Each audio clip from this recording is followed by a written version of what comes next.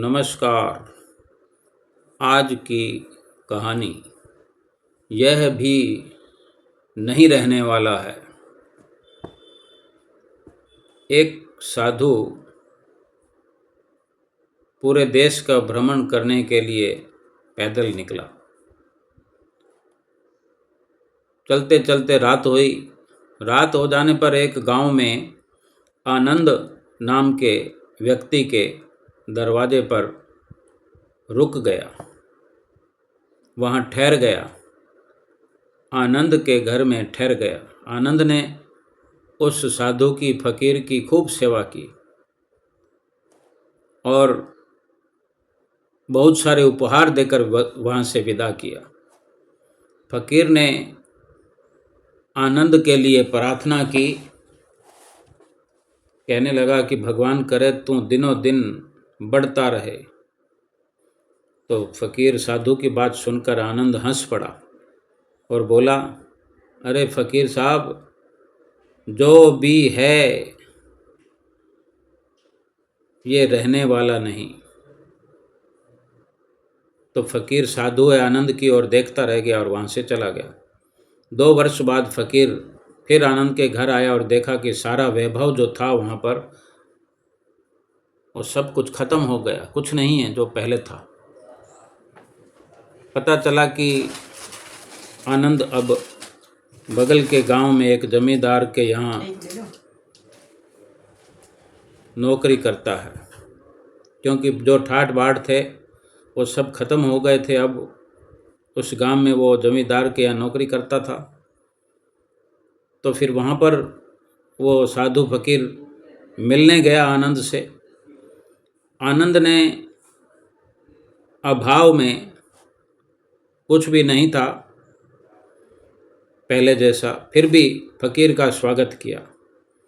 झोंपड़ी में ही सही, झोंपड़ी में फटी चटाई पर बिठाया, खाने के लिए रूखी सूखी रोटी दी।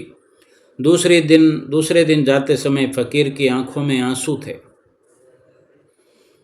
क्योंकि आनंद के पास इतना कुछ था और झोंपड़ी में आ गया, और फिर भी इतनी आवभगत देख करके फकीर की आंखों से आंसू आ गए। और फकीर साधु कहने लगा, हाथों को ऊंचा करके कि हे भगवान, ये तूने क्या किया।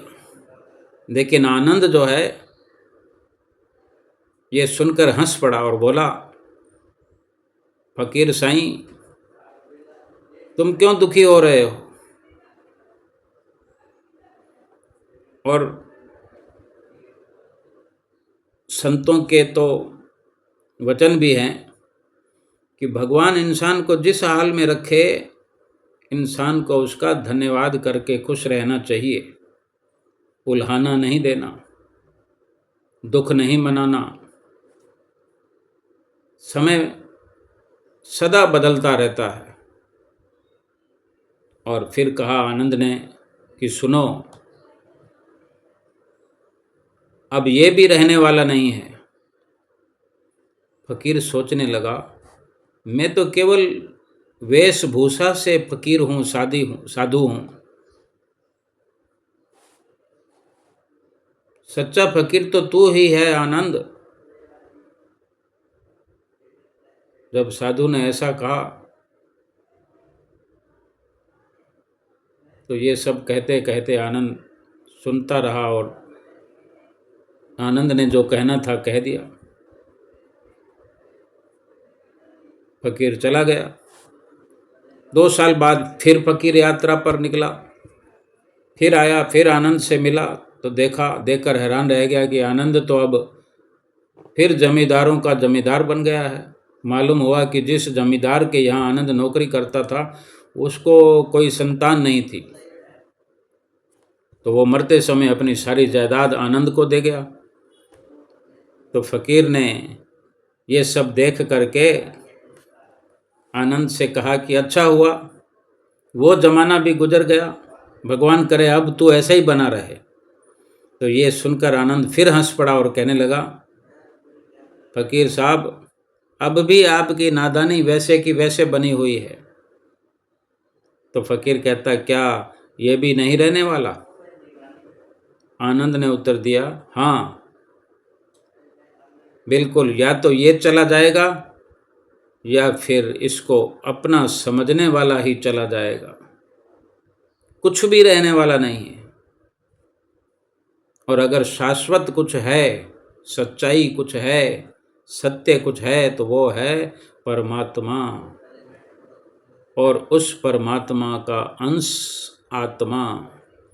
आनंद की बात को फकीर ने गौर से सुना और चला गया। उसके लगभग 1.5 साल बाद फकीर फिर लौटता है। वो साधु फिर लौटता है तो देखता है कि आनंद का महल तो है, पिछली बार जो आनंद का महल देखा था वो महल तो है, लेकिन उस महल में अब कबूतर गुटर गूं कर रहे हैं, और आनंद का तो देहांत हो गया है। उसकी जो संतान थी, बेटियां थी, बेटियां अपने अपने घर चली गई। बूढ़ी पत्नी कोने में बैठी हुई है। कह रहा है आसमां ये समा कुछ भी नहीं, सो रही हैं शबनम में नौरंगें जहां कुछ भी नहीं। जिनके महलों में हजारों रंग के जलते थे फानूस, झाड़ उनके कब्र पर बाकी निशान कुछ भी नहीं। अब फकीर कहता है, अरे इंसान तो किस बात का करता है अभिमान, क्यों इतराता है, यहाँ कुछ भी टिकने वाला नहीं है, ना दुख रहने वाला है ना सुख रहने वाला है।